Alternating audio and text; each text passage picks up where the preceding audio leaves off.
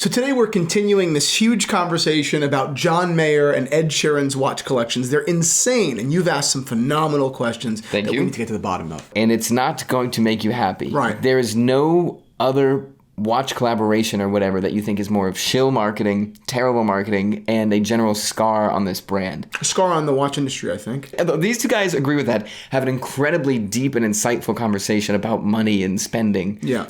And then the end of the video, it just seems so ironic that they go out and do this. Yes. We'll talk about that. Talk about it.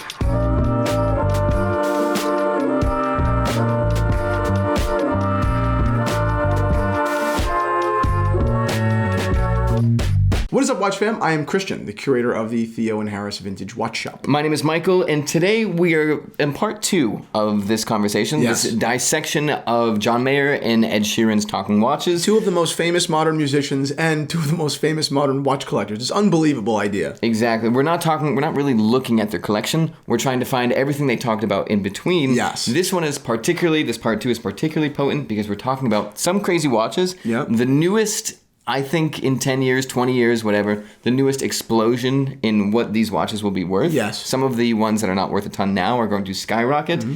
And, of course, we're going to be talking about, you forget these guys are celebrities because they're so good at speaking. Right. But they have this really interesting conversation about money at the end and about spending it versus saving it and giving it to your kids, which I think we can really dive into, especially because purely in an ironic fashion, the end of the video is the complete opposite of what they're opposite of that. Yeah. All right, so let's get into it.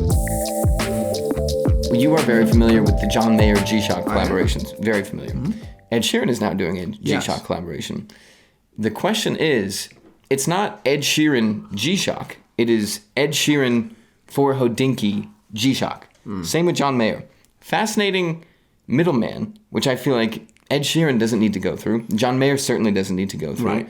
What is the win with this? Obviously, I'm assuming these watches are going to get pumped out, but is it really that crazy? Hodinkee is meaningless into this equation. Right. So far as I see it. What they do need, or rather, not what they need. The reason they're involving Hodinkee, so far as I see it, John Mayer is obvious because John Mayer is like an investor in Hodinkee, right? So, is he? Yeah. You didn't know that? No. Yeah, John Mayer is an investor in Hodinkee. Oh, my God. Like, shit, this makes a lot of sense. You really just... Yeah. So John Mayer is an investor in Hodinkee, so of course he would involve Hodinkee on his G-Shock release. And I think that he said to Sheeran, like, you want to do a G-Shock? I did it. It was really, really cool. And you could do it through us, obviously. That'd be cool. You have to do little work, like, whatever. Boom. Wow. I did not know he was an investor. Simple as that. Who is the investor? Who are the investors in Hodinkee? LVMH? Yeah, there was the LVMH investment group, John Mayer. I think that there were a couple other celebrities too. Like there were a couple. You probably find it somewhere. I don't recall. It was Kevin Rose for a while. I don't know if he's still in it. Wow. Yeah, there were quite a few different people. You know. Wow. Yeah. I did not. Okay, that explains dramatically more. Yeah. Listen, 100%. I'm naively watching this. You built a culturally important company that makes no money, and everyone's begging to give you cash. Like, I was watching this. I was like, wow, he must really love watches. He just did a whole talking watches. That's pretty cool. As I just said that, it probably like Hodinkee employees of many whom I love that probably just looked at and said like, he doesn't know the first thing about business. And it's like, well, Ben knows more than me, but you know what? Never mind. You know what? If you want to hear my full unfiltered thoughts, join our Patreon over at The Zero. We do podcasts every single week, and we have industry legends like John Buckley and Carl Cohen. We have just sit down chats. Michael joins us. We do lives every month. It's an incredible community. We have a ton of members, and it's growing by the day. And I just love to see you over there. It's a beautiful thing.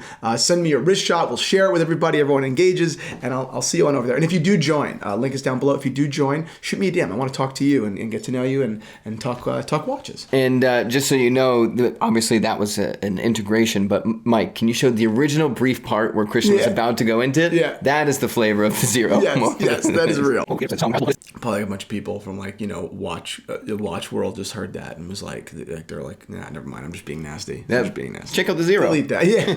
Okay. Next up, you actually texted me about these watches. And was what you texted me a result of this video? Mm-hmm. Okay, then. This is insane. And I mess up in anything pronunciation, correct me. Kikuchi Nakagawa. Was that your best shot?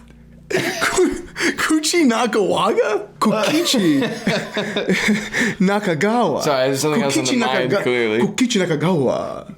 Kikuchi in Nakagawa. Japanese, it always comes from the gut. Okay, so the Murakami watch, which I love the Patek Calatrava 96. Really love that watch. Yeah. I feel like the Murakami watch is what I would want the original 96 to look like if I was a buyer today. Yeah, I completely agree with you. These watches, it's a Japanese, I don't know how you would put it, an independent watch manufacturer, I guess that, like Micro Studio or something. I don't know how you would put it. Whatever they like to be called, it's just fine by me because they make incredible watches. And they've been around for quite a little while now. They've been around for a couple of years, and I've seen a couple of their watches, out there.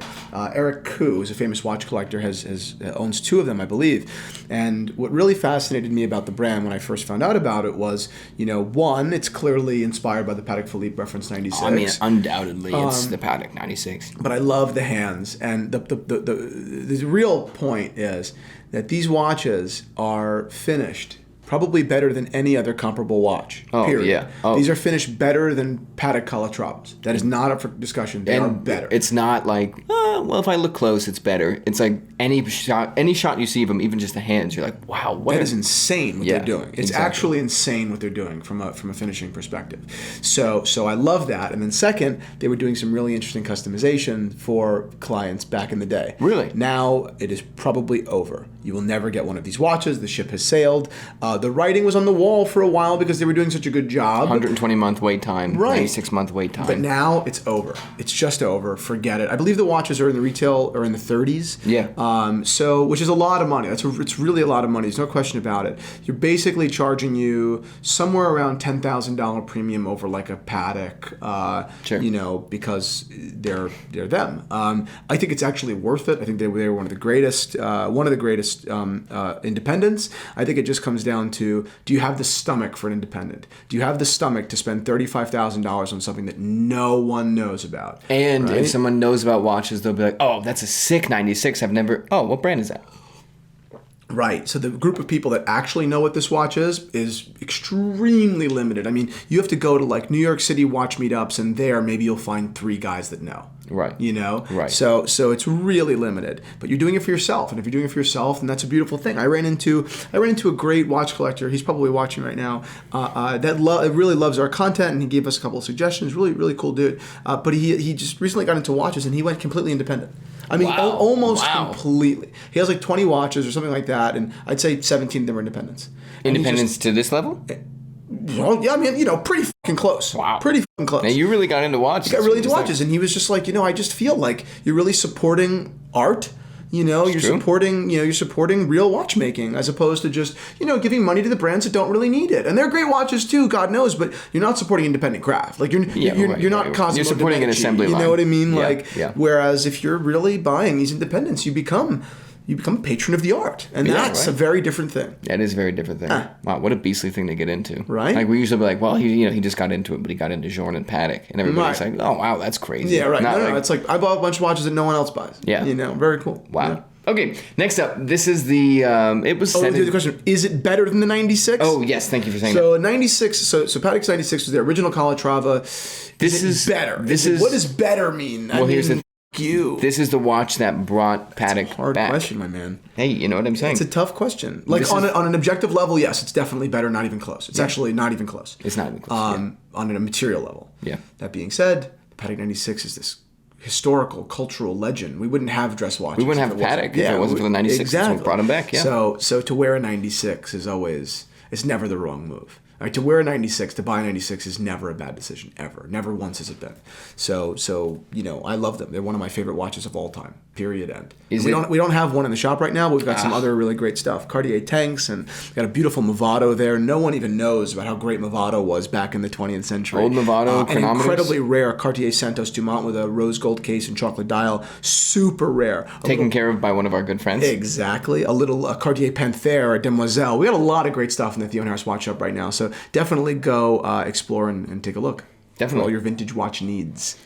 Next question. John Mayer was talking about him and Ed Sheeran's job for people getting into watches is to have them, to skip them over the watches that you don't need, the watches that mean nothing. I forget what he called. He said, like, when you're drunk in an airport and you see a cool watch, like, you don't want to wake up and look at your wrist and see a Gerard Perregaux.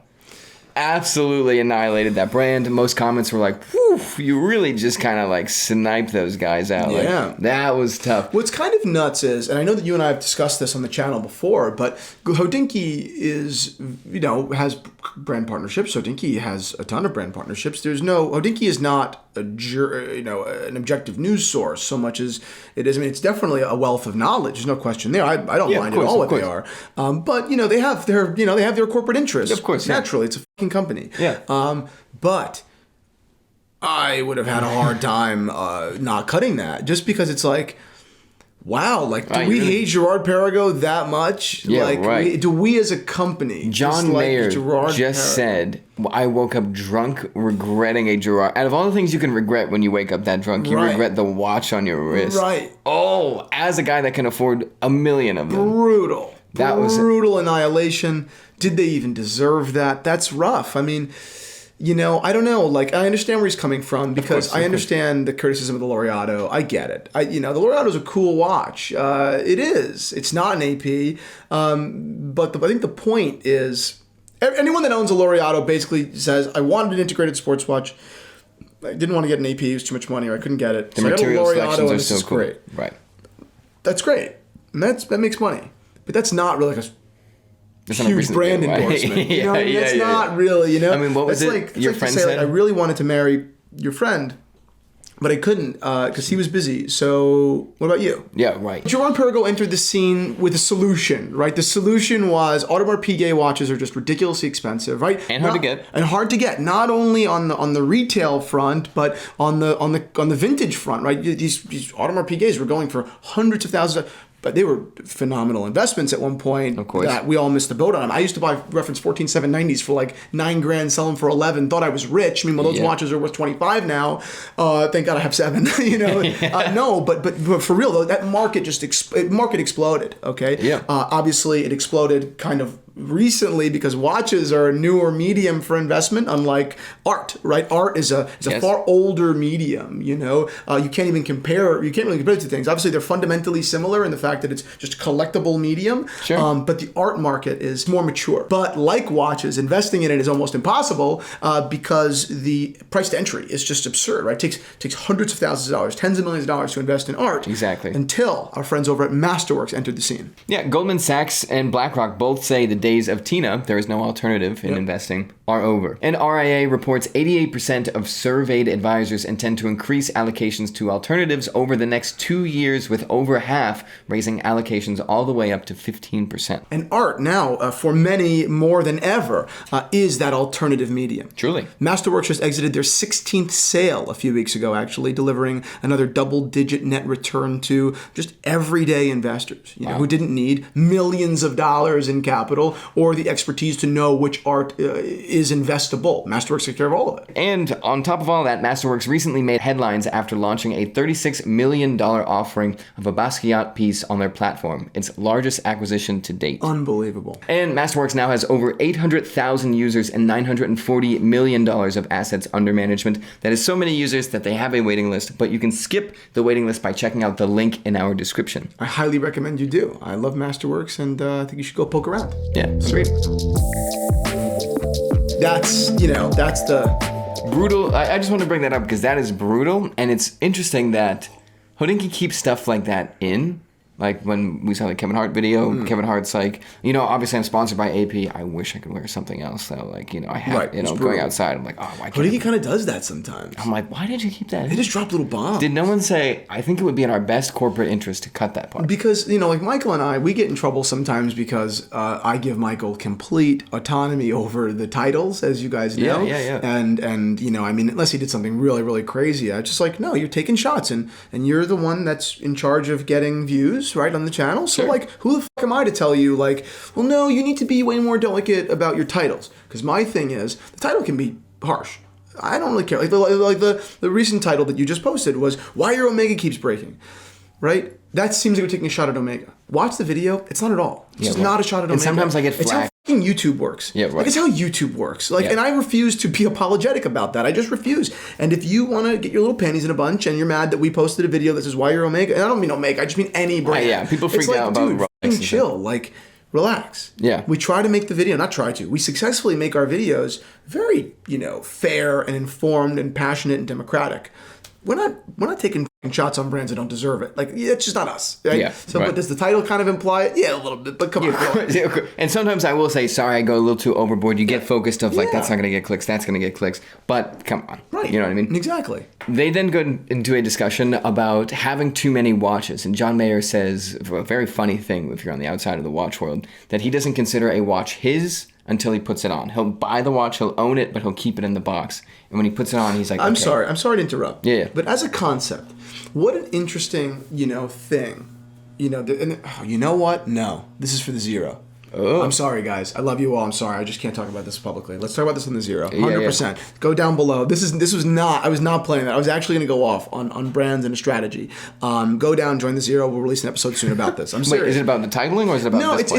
it's about corporate interest overstepping into things like the same way that it oversteps into other things like the news and politics. Sure. How a healthy-ish way that the brands could actually have a little bit of a say, right? And I think that right now they have an unreasonable expectation of their say. Of course. And I think that there is a healthy solution, whether it happens or not, and how it could happen. I'll tell you all on the Zero. But it requires a little bit of unionization, though, which we'll talk about it on the Zero. So they were talking about. John Mayer says, I bought this Patek. It's not mine. Like, it's still in this state of not being mine, but also I own it until I decide you are my watch. I'm taking you on tour for the year. Yep. So I thought that was super interesting, but really the whole crux of that conversation is John Mayer being like, is there a watch paralysis? If you own 50 watches, are you ever like, no, these are mine. Those are just watches that I own. I definitely feel that way. You do? 100%. Okay, tell me more about that. No, 100%. I look at my watch collection and I'm like, oh, that's my watch. I'll never sell that watch. That watch will be on.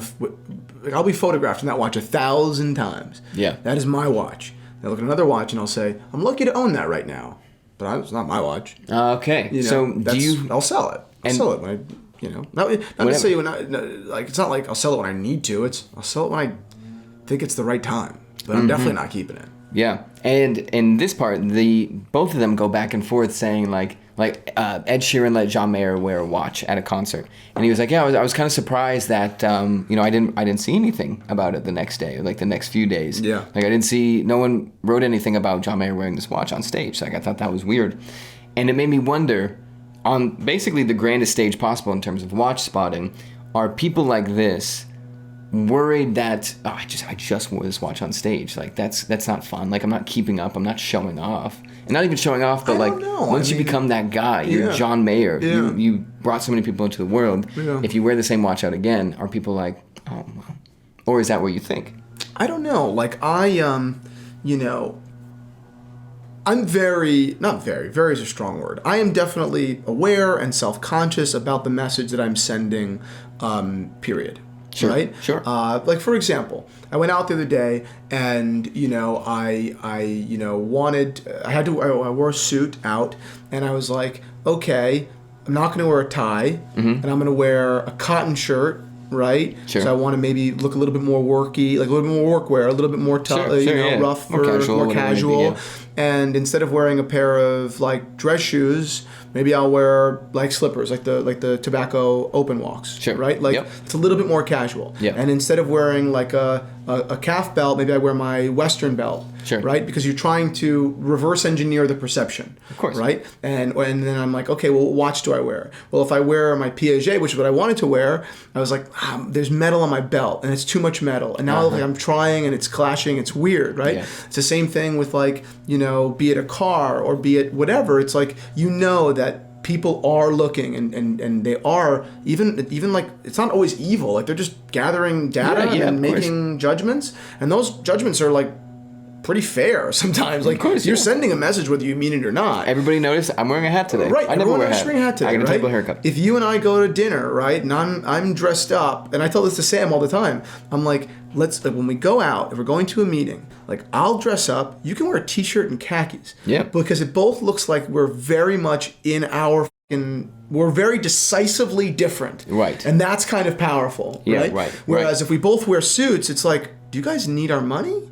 Like, are you good? Yeah, right. Are you good? Like, yeah. why do you guys look like you're selling me a mortgage? Right. You know what I mean? Yeah. Or it's like, no, play it like this. I like this better because this is how I dress and that's how you dress. Or we can flip it. But there's always sending a message. Right. So what is the message you're sending if you wear the same watch on stage twice? Well, there are two things. One, no one, like, you just love that watch and become synonymous with that watch. Sure, of course, I guess, of course. sure, which I don't think anyone would care about. Right. But two, you're not sending a message that you're poor because everyone knows that you're rich. So that's not really the question. Right. But the other thing is like, well, what happens?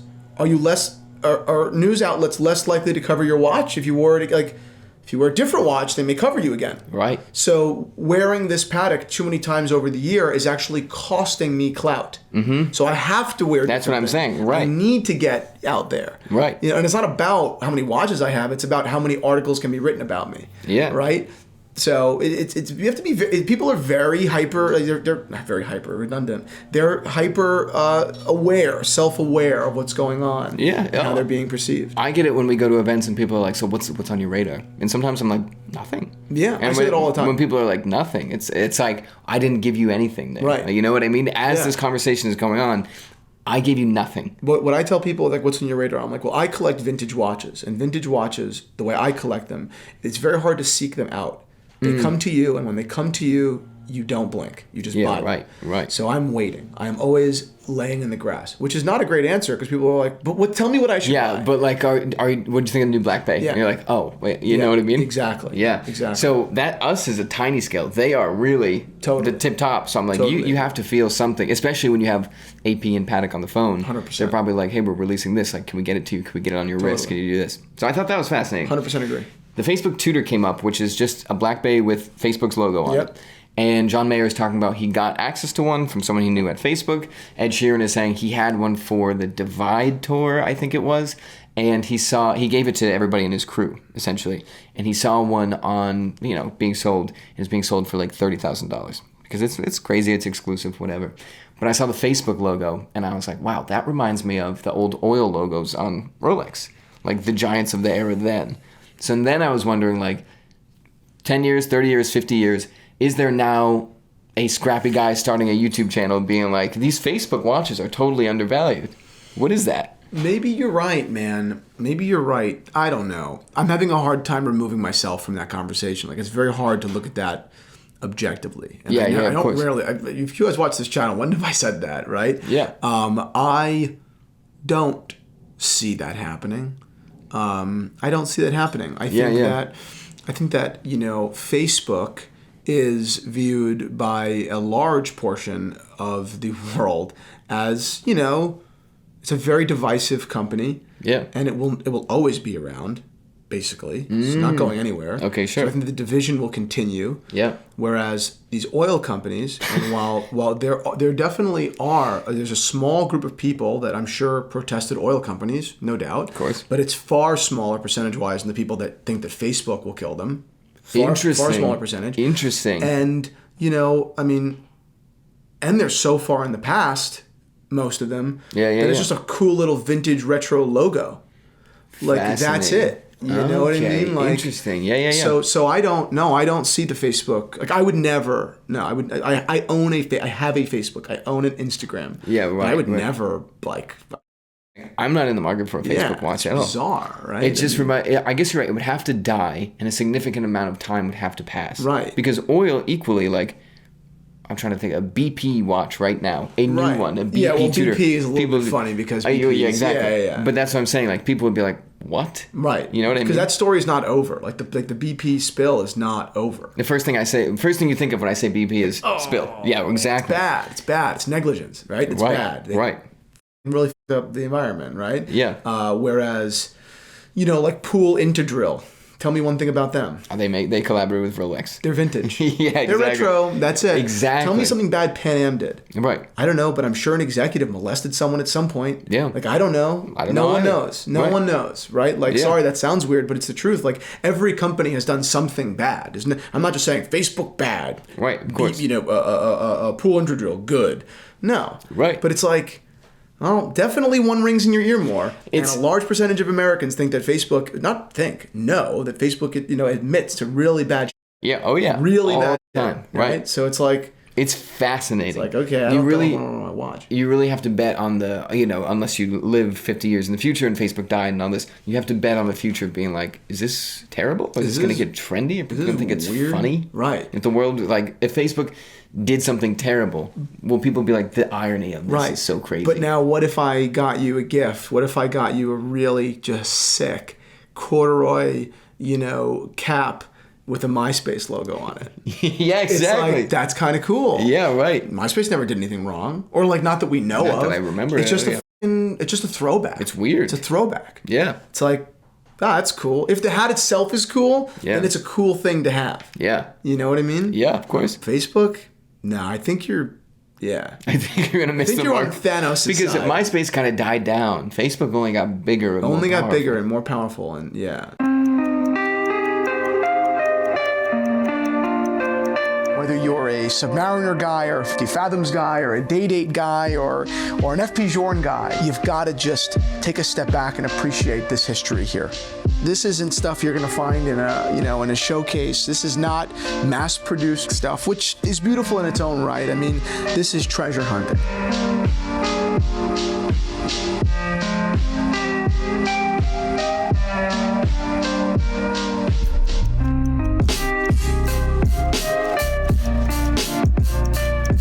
We'll run it down in case people haven't seen the video. They probably have, but the two talk about the AP Spider-Man collaboration watch. Obviously, that also does probably touch on the Black Panther, but they focus on Spider-Man. And they both are kind of like, I don't really know why they did that collaboration. And John Mayer says, if I was in the room, what I would do instead is say, let's design a watch that Spider-Man would wear, not one that is like a tribute to him. Right. More fascinating there. Still interesting that you're collaborating with Marvel anyways. Yes. But they go on to talk about it, and they're both kind of like snubbing their nose at it a little bit, which is to be expected. Then John Mayer says to Ed Sheeran, what if you could create anything in this line, like a character or whatever, what would you make? Ed Sheeran goes completely off the rails and says, a Pokemon watch with a Squirtle that I can dive with. And it's like, okay.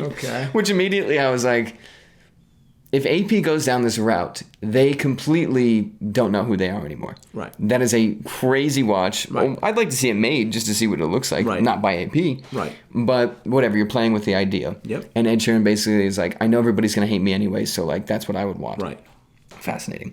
Then we get into a conversation about basically getting so high up with brands, such fancy products that the brand doesn't want to sell you the product if you're going to misuse it. The example he gives, he's a big fan of wine. A lot of wine companies, bottlers, whatever, will be like, well, we're not going to sell you this wine to collect. You have to drink this wine. You have to send us a picture of you drinking this wine with it open. Otherwise, you'll no longer get allocation. You will no longer get allocation. We're not selling you this wine for collecting and selling and reselling. That's not the point. So he says this very poetic thing of, I get those wines, I take a picture, and then I write what I did with it, essentially. My dad and I had a long discussion, and I put this on the wall. You like that? Yeah. Yeah. Yeah. If I have a bottle of wine on a date, and I think it went well, I don't throw out the bottle of wine until it doesn't go well, until it goes south. And if it went poor? I keep that bottle of wine because one day that I hope to show my children, I knew on the first date with your mother that I knew drinking this bottle of wine that you were going to be in the future. Like I knew that. Yeah. And that's a cool thing. That's very real. It is cool. Yeah. 100%. So if there's a bottle of wine in my apartment at any point that you can't touch and has a little bit of dust on it, you know that like things are going pretty well in my life. That's amazing. Yeah. And if the date goes bad, you smash it before you leave, right? Yeah. Like in the parking lot. Yeah. No, if the date goes bad, I just open up another bottle of wine. I write my own name on it. And then they get to this conversation where they talk about where Ed Sheeran brings it up, and then John Mayer kind of touches on it too. He says, I have these watches because this is what I want to leave for people when I'm gone. Like, I don't think multi-generational wealth really, like, you can't feel like you've achieved something if you come into money like that. And at the end of the day, even if you do achieve something, the general consensus is, well, you achieved it because your father, your grandfather was Ed Sheeran. Someone told me one time you can pass down trophies, but you can't pass down victory. Exactly. So that's essentially what they're saying. Yeah. And then it ties into them talking about finding happiness, and John Mayer saying, like, I recently found out I get a lot more happiness. I said that, by the way, and I said someone else said it so that you guys would like it more. Oh, really? Yeah, I just said it just now. Very poetic. Yeah, it's very poetic. Yeah, wow.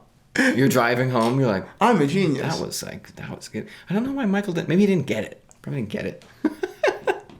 Yeah, he definitely didn't get it. He'll never even have more generations. I don't think he wants children. Mom, so I was driving. I heard this amazing quote. Tell me what you think about it, and if it was genius. I used to do that to my mom or to people about writing. Like if we did like poetry or something like that in school, I would be like, "Listen to this really great poem that I heard today." She'd be like, I didn't get it." You're like, what? Yeah. I used to do it with jokes. I'd be like, I heard this great. I'd see people laugh. Yeah. And I would never tell them. So they go into this conversation. John Mayer says, like, I learned a lot from you, Ed Sheeran, because I was like a hotel dweller on tour. Like, I wouldn't leave the hotel. And now I do go out and I go to the studio and I perform. And they're basically saying to each other, like, finding your passion is a lot more energetic or energizing than all of this other stuff. Very insightful, very beautiful things. And the interesting part is they kind of dump on the AP. But then they say they want to blow all their money or give it to charity before they die, which I know you kind of share that opinion as well. Mm-hmm. Okay, so then this video ends with them going out to AP and buying Spider-Man watches, both of them. Yeah, that's okay. Where do I begin? The one thing I will say is I did not miss the concept. I do hear I'm going to spend all of my money and live my life. Right. But it does seem weird that you kind of dumped on this watch and then immediately you go out and buy it and you show it off. Right. And then it ties into part one of this video where I said, why are you both wearing Royal Oaks when that is basically the most boring watch in your collection? Listen, so I don't know where I'm going to start. I'm just going to start. Yeah, okay? Go. Number one, decisions like this were made probably very casually and very quickly. I'm sure that if they rethought it, there's a chance that they would do something different. These are two lovely people, from my understanding. They're both amazing for the watch community, and like I love both of these guys for that reason, and I think that this is incredible. Yes, okay. yes. That being said, let me paint you something. If we can, don't paint. No, go. Just so we have full context, everybody's understanding. The way they get to these watches is John Mayer is like, would you even get one? Like, I mean, I'd get one if you get one. Ed Sheeran's like, are you kidding? I'd do it, sure. And John Mayer's like, oh, wait, if you're serious, I'm serious. Handshake deal, dude. Handshake deal. And it's like, ooh, that was kind of odd. Yeah. You know? Okay, it's kind of weird. So I think I have no problem with the fact that they spent $500,000 each. That's perfectly fine. That's their business. It's a great thing. I don't care. Sure. And my next piece of criticism is not even totally fair, because Ed Sheeran just put this Japanese watchmaker on the map and did an amazing service to the independent industry. Yeah. That being said, I think if they thought this through a little bit more, they may agree with me that it would have been cooler and more healthy if the conversation went to a place where it's like, no, I'm not looking to take my money with me. I don't think it's necessary. I don't think this has to be multi-generational necessarily. Sure. I think that what's my legacy? I think my legacy is like he says in Bold is Love, right? Like to make a career out of giving love away, right? Like, sure. And who better to give your love away to than independent manufacturers? And we are in a time in the industry where like a guy like John Mayer, the same way he invented the John Mayer Daytona, sure. could have really pushed a whole world of people to say, you know what, that's the push I needed. I'm going to go buy independent now. And they could have went and blown $1 million on independence, and that would have been like the most healthy. It would have been a harmony. It would have been this beautiful harmony at the end of this video, and it would have been like, wow, not only was that video interesting, but that actually might have been one of the most important kind of pivotal moments in the watch industry in the last, I don't know how long, like since John Mayer won. Like, not only did John Mayer invent the idea of talking watches and make it important, he made watches important, and now he made independent watches important. Why? Because the watch industry is turning 3 or turning 4 or turning 5. We always say, and right. Again, I don't blame him for not doing it. It's probably a very casual thing. $500,000 isn't a lot to this guy, and they all buy cool shit anyway, so I'm not trying to be a dick and like just throw fucking stones just for the sake of throwing stones. I really don't mean that. But it could have been cooler, and AP for even making that watch, right? Like AP doing that, here's Patek and AP. Generational wealth, sure. Right? Passing down your legacy, right? You've got Patek, who is a guy that very much like the Arnault boys, sure. Right? Sure. A guy that does Arnault, right. LVMH, the owners of LVMH, guy that very conservative and does his job and keeps the company going and makes meaningful efforts on brand efforts, conservative efforts to continue the legacy. Sure. Right? Yep. That's Patek Philippe. Audemars Piguet, is the cokehead kid. It's the cokehead kid that says, Grandpa, you know, like, I think, I'm gonna go with DJ. I'm gonna be a DJ. Nothing wrong with DJing. Nothing wrong with DJing, but you know what I mean, right? Like, it's not against DJing as a career. It's just against like this guy that just thinks that that's an easy thing to do. Like, it's not real work. Let me just go do that. Right. And those kids are far more common. Running into the shithead air is far more common than running into the air that's like, I think that what my grandfather did is good. I'm going to change it and make it my name, but I will keep the center of the brand. And even if I leave the brand, even if I don't work for the brand anymore, I'm still going to carry on that legacy in a respectful manner. Sure. Because I owe a debt to that legacy. Sure. That is a mature Patek Philippe becoming idea. And the other one is AP. AP took the least intelligent, the cheapest approach to like this Marvel shit. What would a cool approach been? Their AP is so famous for their open work, like the double balance open work. Sure. What if they took that dial, right, that skeleton, and redid it, almost, spookified it, made it like webs. Yeah, of course. Not too on the nose, but totally like brilliant, almost like a Cartier mind, saying, how do I bring this idea, this thing that exists in nature, right, or exists elsewhere, and bring it into horology, the same way they did with the Dali's melting clock into the Cartier crash. Sure. That would have been a stroke of brilliance from Audemars Piguet, because those who know. Everyone loves the open work. Open work is a stroke of brilliance. It's a perfect watch. Open work in all metals is a perfect watch. Yeah. But then if they had one that was this, maybe it was in partnership with Marvel, which no one would love, but it's like, but wow, you really took AP DNA and spliced it in beautifully. You took an intelligent approach to this. I commend you. As opposed to what they did, which is just a sack of shit. Like, so what did you do? You put a sticker on the watch, right? You basically gave $1 million to a brand that, in my view, its founder, and so far as I view the founder of the Royal Oak, is truly Gerald Genta. Sure. Not the people who were paying him at the time. Sure. I think that it's a watch that he would hate. He hated the offshore, right? If he hated the offshore, how the you think he would have felt the about offshore is a slight modification to that. Exactly. And again, he likes the Mickey Mouse thing. I just don't think that, and that's separate. I just don't think he ever would have allowed that with AP. I don't think he would have allowed that with the Royal Oak. I think that he held it to a higher standard and held it differently. So I think that the fact that they did this, I disagree with it. I think it was dumb. I think if they thought through it more, it would have been better.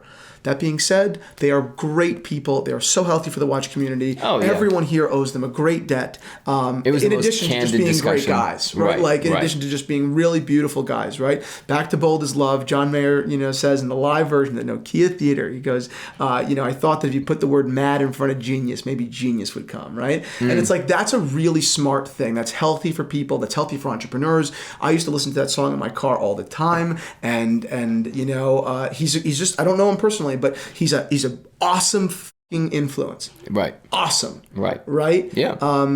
I just happen to think that this was a little bit, a little bit off. That's it. It was purely boys chatting like, yo, I'll do it right now if you do it, which we've had discussions like that before. So what are APs now? It's a Dare watch? Exactly my point. Which gets to the end of this video where it's like, all of that beautiful content, and I love that moment they shared of like, I'll do it if you do it. Like, let's do it. We talked about that with the Cartier Solar Beat. But it's like, really, that's the brand? And I know it's funny and silly and you got that watch, but like, that's what you decided to do. You talked about you don't like it, it's gaudy, this is how you would change it. I think you took a dare too far. Exactly. I think you took a dare too far. It's like the kids when they lose fantasy football and they have to put them in a cage and they pour whatever they want in them for 10 minutes. You ever see this? No. Oh, it's insane. So if you lose fantasy football, you go into a cage and then people just pour whatever they want on you. Fish, honey, syrup, motor oil, whatever. You wear goggles. It's disgusting because there's no money in the fantasy. It's like it's just for the, you just don't want to lose because of that. Well, it's like, yeah, sure. It's like, are we just broing out and just daring people to do stupid shit now? Is that what it is? Yeah, you know what I mean? And I'm not one of those pricks that's like, oh, you should have donated the $500 to charity, because I really do believe that money, when you spend money on art that is going to the infrastructure, it's going to continue the art. So I'm with that. You can be a consumer and still be doing the right thing. I don't think it's just conspicuous consumption. It supports craft. Sure. So I love that. But that's what I think. Thank you guys so much for watching. Please go ahead, shake my hand. I don't know why I thought you were doing that, but if you'd like to join our community at The Zero, go ahead. I'd love to see you on over there. Shoot me a DM if you do. We do podcasts every week, and it's just an incredible, incredible community, and I hope to see you over there.